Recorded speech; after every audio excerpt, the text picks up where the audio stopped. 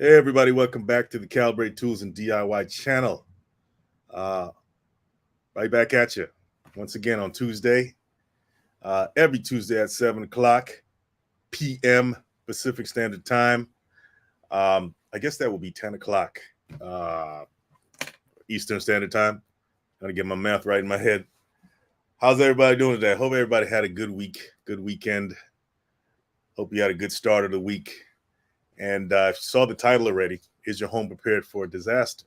Now, this past weekend over here in Southern Cal, in SoCal, we had I guess they want to call it a hurricane. Where I'm from, that was just a light rain.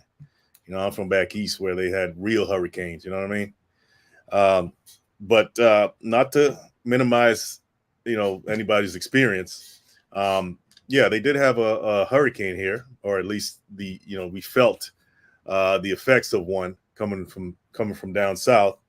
And on top of that, they had an earthquake with it. Could you believe that? That's a double whammy they had over here in SoCal. Matter of fact, I was sitting right in this office right here and the studio, and I felt the earthquake. I mean, and it lasted a good while. You know what I mean? In earthquake time, I felt the shaking, the swaying, and then it just kept going. I was like, okay, this is the big one here because I felt a lot of them, and they just you feel a tremor or two, and then it goes away. And I felt some that were kind of long, but this one was pretty long. So I gotta give a shout out to the earthquake family because this past one was pretty big. Coupled with the hurricane. So that was big. That was a big thing in the news for the past couple of days. They call it a hurricane. The hurricane, earthquake combined together. That's what they call it.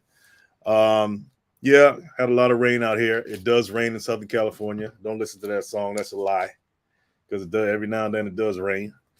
And but today's live. I figured I'd get on here and take advantage of that experience and try to give some pointers. Some pointers on what to do. How to prepare your home in case of a disaster. Paragood Life knows how you doing. Californians have a tendency to ignore the news. Yeah, I guess. Yeah. I mean, I don't watch the news a lot myself. I find it kind of boring, even though it's a very sensationalist aspect to it. It's all the news media is meant to rile you up. But and let me stay on topic, okay? Once again, I'm on this live today to talk about things you can do to prepare your home for a disaster because you never know when it's going to hit. Nobody knew an earthquake was going to happen along with a hurricane out here in Southern California where it's not supposed to rain and all that stuff. So let's talk about it, okay? How many people got a home? And it doesn't really matter if you have a home. Like I said, I was in the studio here and I felt the earthquake. But this is for the homeowners especially, right? If you live in an apartment or anything like that, that's fine too. There's a lot of things you can do. There's things you should do as well, just in case of a disaster. But if you're trying to protect an asset that you own, right, that you stand to lose a significant amount of money, especially if you don't have insurance. Who doesn't have homeowners insurance? You definitely want to protect your asset. Okay. So let's dive right into it. It's not going to be a long one. I'm going to go down the list. I did the research for you guys, like I always do. I try to do at least some research on it, and let's talk about things you should do to protect your home in case of a disaster. And when we talk about disaster, that could be anything from a severe storm, right, a thunderstorm, heavy rain, floods, okay, earthquakes, like I mentioned, the wildfires. That's big out here in Southern California. At least California, you got the wildfires, period, man. It's wiped a lot of people's homes out, right? Hurricanes, winter storms, right? I mean, you don't hear a lot about winter storms, but they do happen a lot, especially on the East Coast and northern areas. They tend to hit those areas, right? All right, so let's talk about some stats here. First, let's dive in. 2022, 15 flooding events totaled 3.3 billion in losses. Okay, that's just flooding, guys. Floods. Okay, how many of you guys have experienced a flood? I can't say that I have, but I'm pretty sure they're talking about. I don't know if they're talking about like nationwide or in worldwide. No, that has to be nationwide because there's 15 flooding events Yeah, 3.3 billion is definitely nationwide. Okay, wildfires. There were 26 wildfires in 2022 that total 8.9 billion in insured losses. Okay, that's insured losses. What about all the people that were not insured? Okay, or just didn't have it. Hurricanes in 2022, there were 3 recorded hurricanes or tropical storms that resulted in 53.2 billion in insured losses. And winter storms, there were 13 winter storms last year, total about 4.4 billion. So you're talking about losses in the billions, guys, in the billions of dollars that nature can inflict upon the insurance industry, I guess. But hey, that's what you pay insurance for, right? But hey, you still don't want to lose your home, or you still don't want to get it severely damaged, because even if you do have insurance, nobody wants to experience that. So let's dive right into some tips that will prepare you, right? You, just in case a natural disaster finds its way into your life in a very personal way. Number 1, reinforce your doors and windows. That sounds pretty common sense, doesn't it? Reinforce your doors and windows. It says during a hurricane or tornado, doors can fly off and loose debris can break windows. We all know that. I mean, just watch the tornado movies. You see it happen all the time. You don't need me to tell you that. Yeah, tornadoes pretty dangerous. Hurricanes, man, those winds can. I don't know what's the fastest. What's the velocity of the hurricane winds or tornado winds? I know it's pretty high, man. The things they pick up, right, off like projectiles that they have in them could just shred your home. It can shred you to pieces. Okay, so you want to protect your home, okay, and yourself by staying in your home when those things happen. Okay, it says consider installing wind-resistant doors and windows, okay, or storm-proof shutters to keep them intact during a storm. Okay, so if you're in an area, I mean, I'm sure a lot of people in Southern California this past weekend didn't, who's thinking about that, right? This is one of the best places to live on earth when it comes to weather, right? You don't think nobody's thinking about it, like hurricanes or tornadoes coming through here, but every now and then, there's an anomaly that happens. I mean, that's what happened this past weekend. I think it was the first hurricane that hit ever, that may have hit. Somebody confirmed that with me in the chat. That ever hit Southern California. Okay, yeah. So you may want to invest in some wind resistant, storm resistant doors and windows. Okay. Just in case those things happen. People that live in places like Oklahoma, Bible Belt, and all this, the Midwest where those things happen, they probably know. They already know. They got storm bunkers that they run. They go underground in. They already know. They already know. Okay, find water, gas, and electrical lines. It's very important, guys. If you know there's an impending storm coming, you definitely want to know where those things are.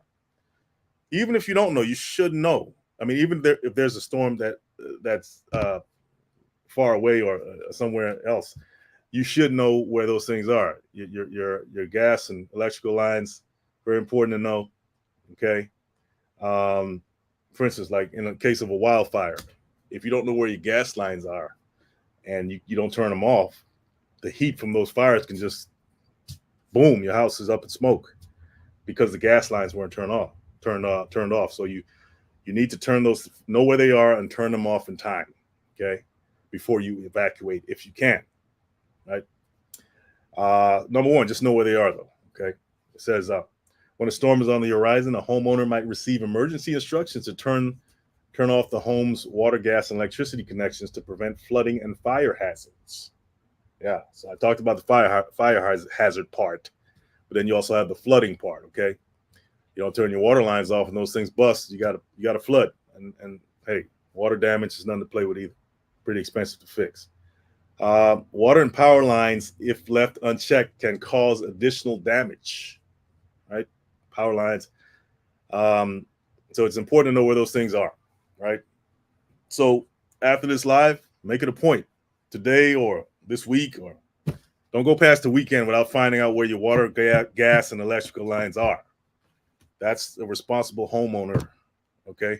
That's what a responsible homeowner does. All right, so it says use sandbags. So we see that a lot in the wildfires out here in California, but even in flooding areas, right? You want to know what sandbags are. They sell them at hardware store, Home Depot. I know they sell them there, I think. So they're able to divert water, you know, and I think in some cases divert fires as well. At least keep them at bay, right? So you should maybe you should have some sandbags on hand if you live in a area that's prone to wildfires, or there's a lot of dry leaves around, or I don't know, trees and stuff like that. Um, yeah, think about that. Having sandbags on hand to protect your assets, protect your home. It says secure outdoor furniture. This is a no-brainer right here. If you got strong winds blowing around, you got tornadoes and stuff like that. You got semi hurricanes, whatever, wannabe hurricanes coming through, blowing stuff around. You definitely want to secure furniture, and so they won't be flying all over the place and crash through your window while you're watching TV or something like that. Yeah, tie them down, get those chains with locks on them, at least secure them, and secure them to something that's not going anywhere. Anchor them to the ground. You might want to drill something into the ground, or put some stakes in the ground if they're on the grass, and tie one, put a chain or something with a lock on it so they won't get, however you want to do it, make sure they're secured, right? Because they can become very hazardous to your home's health if you don't do that. Okay, if you got large trees as well, if you know a storm is coming, you want to make sure you cut the limbs down, or prune them, as they say, right? Because I've seen stories where large branches fall on people while they're in their cars and kill them. That's not, hey, it happens. It happens. I even remember a story about a snowstorm that happened, and someone came home, and there was so much snow piled on the roof. When they got to their front door, I don't know what happened, but the snow fell off the roof while they were at the front door and covered them, buried them alive, and they died. Yeah. Yeah. So, I mean, things happen out there in this world, right? So, yeah, just make sure that you keep those tree limbs cut if you know when an impending storm is coming. I know, hey, I like trees too. I like the branch. I like how they look and everything. But man, you want to keep your house safe. You don't want them falling on your roof, damaging your home, damaging your roof. That's a whole nother conversation. You got to get all that fixed. And, insurance only covers so much. All right. Here's another one. Secure heavy furniture to the walls. Right? Earthquakes. We just talked about earthquake. We just experienced a very long earthquake this past weekend. I just told you guys. Okay. You want to make sure stuff is secured, right? If you got tall furniture in your home, throw some screws up in there, right? Find the studs and secure that furniture, those tall cabinets, china cabinets, whatever you got, filing cabinet, I don't care. If it's tall and heavy, secure it to the wall with something. Okay, find a stud though. Don't just secure it, or if you're gonna, use a toggle bolt or something like that. Don't just put a regular screw, it'll come out of the drywall. Screw it into the stud, or put a toggle bolt in there if you don't want to put it, if you don't find a stud. But last time I checked, every house has studs in it. So yeah, because you don't want, I remember as a young person, stuff falling on me, right, as a kid, and it wasn't fun, right? So if you have kids around, you got babies, pets, people love their pets, especially more than people these days. You don't want your little chihuahua getting killed because earthquake happened, or and the filing cabinet or china cabinet fell on your dog, okay, or your kid, right? God forbid it falls on your child, right? Let alone your dog, okay? So, or even you, right, on your head. It can cause serious injury. So secure that stuff to the walls. Secure that stuff to the walls, okay? Let's see here. Let's see. All right, it says, what else? Look for fire retardant plants. Is that the fake plants? It says in areas prone to wildfire, creating a defensible zone around your home and making use of non-flammable materials like cement and stone are just some of the strategies to protect your home. Okay, plants in the yard can fuel the flames and spread the fire towards the house. Wow, yeah, makes sense. It says It's recommended that you plant fire retardant plants. Now, who's thinking about? I, I I didn't even know what a fire retardant, that those things even exist. A fire retardant plant. Um, it says like rock rose, ice plant, aloe. Okay, aloe is fire retardant. That's interesting. Hedging roses, sumac, and shrub apples. Maple, poplar, and cherry trees tend to be less flammable than pine or fir trees. Okay. A well maintained lawn that does not have overgrown, dried out grass can also help mitigate your risk. Man, who'd have thought, right? Who'd have thought that there was such things as fire retardant plants, or plants that are not, are more resistant to fire than others? Aloe vera, it says ice plant. That kind of makes sense, because why is it called ice plant? I mean, I guess it's cold. I mean, but it kind of makes sense based on the name, that it would not put out a fire, but resist fires. Okay, so that's something to think about, guys. If you guys are into plants and landscaping and gardening, and you live in an area that's you know prone to wildfires, and stuff like that, think about that. I didn't know about it. Now you know. All right. Another important thing is you should have a plan. Okay, a plan to get out of there in case anything comes down the pike, like a natural disaster. Okay, you should always have an emergency kit on hand. You should have some food, preferably non-perishable food, right? That can last. Bottled water, because everybody remembers last couple of years the stores were empty because of the pandemic and stuff like that. So you want to make sure you stock up. I'm not saying you have to be what do they call those guys? Doomsday people that constantly think about the end of the world, and World War III and stuff like that. And they just got bunkers on the ground, and I'm not saying you got to go that far, but at least have some kind of pantry that has non-perishable food in it, so you can at least get through a week or two, in case it lasts that long, right? Like I said, first aid kit, medications. In this day and age, you want to have a charger for your cell phone, possibly a radio. Maybe there's a whole subculture into ham radios and stuff like that. So hey, maybe you want to get into that, being able to communicate just in case the Mad Max era comes upon us. Okay, you should have a document, paperwork, with evacuation routes, insurance policy information, and all of that. Know the radio stations that have, that will be more likely to talk about this stuff. So have a checklist for all those things.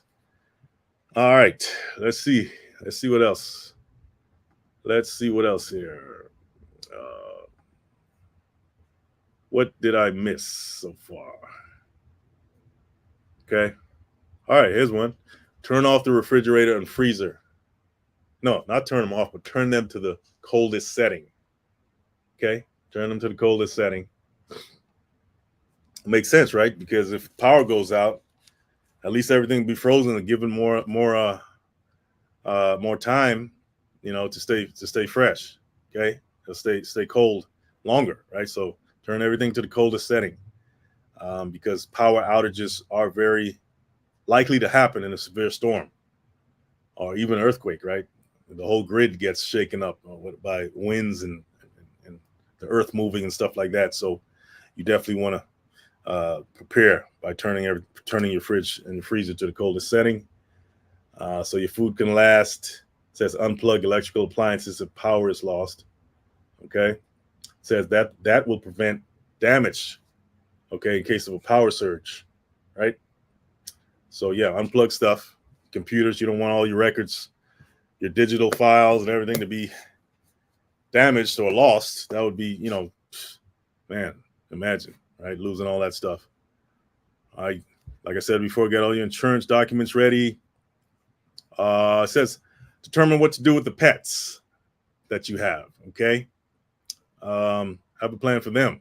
They don't know what's going on. They probably just want to run outside and run down the street and not come back. Depending on the kind of pets you have, maybe that's an escape for them. Maybe that's a good thing, right? I'm just kidding. But yeah, you know, prepare for them too if you're a pet lover and all that stuff. Have tags on there just in case they do get away. You should have something around their neck with their information on it, right? Like uh, maybe the name of your pet, um, you know, and the information so they can be returned. Some people even have their pets microchipped, right, so they can track them. Like, yeah, people go that far.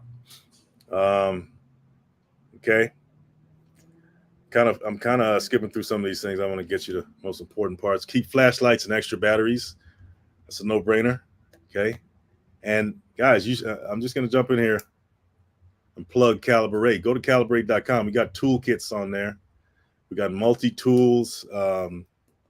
Uh, very necessary, just in case, you know, just in case if you're not a tool person, um, you don't have to become a heavy tool person, especially for the ladies. And I'm not saying ladies are not tool people. Some of them are more handy than a lot of guys out here. But go pick you up a mini toolkit. Right?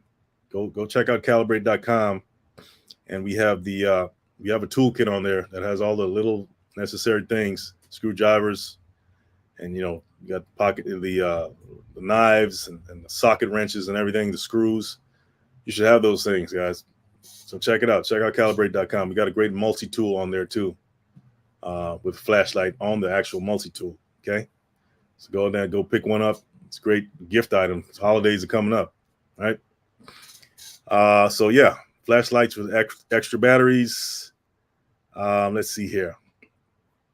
What else? What else, guys? Here's one that's interesting. Fill sinks, tubs, and buckets with water. The water can be used for hygiene. Yeah, because you know that's just the water. Water can go out, right? Just like the power can go out, the water supply system can get damaged too. So you want to store as much water as you can, not just in jugs, drinking water, but for hygiene as well, to clean up with. Um, let's see here. If you have a well, seal it to keep out silt and debris.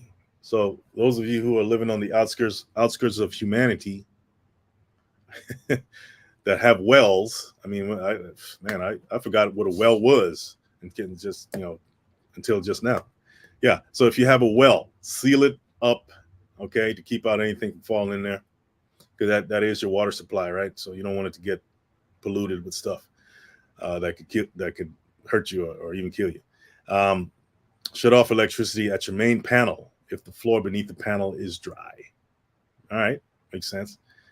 Let's see here. Here's one. Attach rigid foam insulation or plastic sheeting around the outside first floor, walls. Water will get in, but most of the silt will be kept out. Now, this is for flooding, guys. If you get flooded. All right. Let's see. Tornadoes. Stay away from windows. Stay away from windows. It goes down a whole bunch of list of things to do in case a tornado comes your way. Emergency car kit. You should have a emergency kit in your car. Of course, if you're trying to get out of town and evacuate, you shouldn't just go barehanded. You should bring some necessary items with you. But at the end of the day, after all that happens, and you come back to a house or dwelling that's damaged, you're gonna have you're gonna have to fix it up, right? You're gonna have to fix it up. So you want to invest in a good toolkit. You want to invest in some tools. I suggest do it now because you may not be able to go to the hardware store to get anything to build anything with. So at least have like I said, have a the most minimal of tool supplies. Okay, I would say a screwdriver, wrench, flashlight can be considered a tool. Screws and nails, hammers, drill, power drill, cordless drill. Okay, and what else? What else? Yeah, some needle nose pliers, and some channel locks, and a crescent wrench. Yeah, okay, and you should be good there. You should be good. So, anyway, guys, that was just a few tips that I wanted to bring to you guys today in light of what just happened over here in Southern Cal. And I know people live in areas of the country that are much more prone to, hurricanes, strong winds, tornadoes, stuff like that. So they kind of get it already. But for those of you who've just experienced this, that, I don't really consider it anything. Really. To me, it was just a bunch of rain plus the earthquake. And who want to be a little bit more prepared based on the hype about it. Start getting handy. Start watching my videos. Subscribe. Hit the like and subscribe. You learn a lot about tools. You learn how to fortify your own dwelling, your own your own place on this planet that you call your own, right? You got to be able to support it and protect it, okay, and build, okay. So check out Calibrate. Check out the channel, subscribe, and you won't be disappointed, okay. So yes, go pick up that toolkit, guys, from the Calibrate.com site, and at least have that in your arsenal. You could have it in your car. You could have it in wherever, right? You have it in your purse if you're a lady, right? You can have it in your briefcase. You got it wherever. It's that small, mini toolkit. All right, invest in that. Anyway, guys, I appreciate you guys coming through. Thanks for coming through Paragirl Life Notes once again. Let's see what she said. Yeah. Okay. She says, coals to cook using outside barbecue. That's a good one. Paragirl Life Notes. Yeah, you definitely that'll be the time to barbecue. That's for sure. I remember when I was outdoors at certain times in my life, and that barbecue came in handy. I tell you. Backup generator. That's also a good one. Yeah, have a backup generator, guys. Which means you're probably gonna have to have some gas. I don't know if they have solar generators. They may have solar generators. I'm pretty sure they do. Yeah, if you Google that. But yeah, backup generator or a power source of some kind is very important. Those of you who go camping a lot, you know what I'm talking about. She says some shelters accommodate pets, but most don't. Interesting. Okay. Yeah. So anyway, guys, I hope you got some tips from this live here. Appreciate you. It's gonna be a short one, but yeah, just in case it happens, be prepared next time. Stay ready so you won't have to get ready. All right, guys. So take care. Have a good one.